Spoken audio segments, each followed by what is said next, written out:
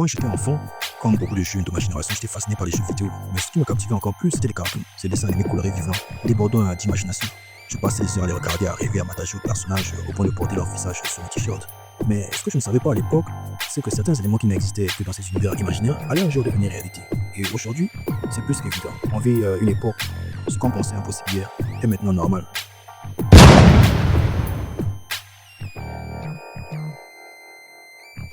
Regardez autour de vous, les écrans tactiles, les assistants focaux, les voitures autonomes, ce ne sont plus des rêves de cartoon ou des science-fiction. Ce sont des technologies concrètes, développées par des ingénieurs, des chercheurs et désormais par l'intelligence artificielle.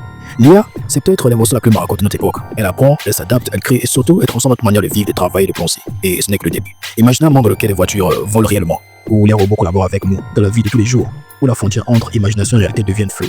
Ce monde n'est plus qu'une simple théorie ou un rêve de dessin animé. Il est en train de naître sous nos yeux. Des objets autrefois fictifs comme les tablettes interactives dans le code Lyoko, les maisons intelligentes dans les Jetsons, ou encore les assistants personnels dans Iron Man ressemblent aujourd'hui à des technologies qu'on utilise tous les jours. Smartphones, domotique, IA générative comme ChatGPT.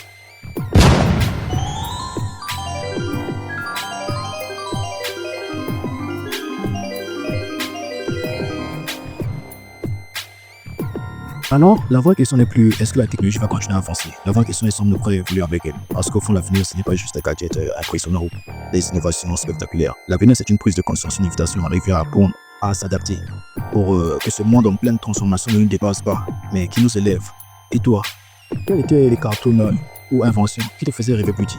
Est-ce que tu te rends compte que certains de ces rêves deviennent réalité?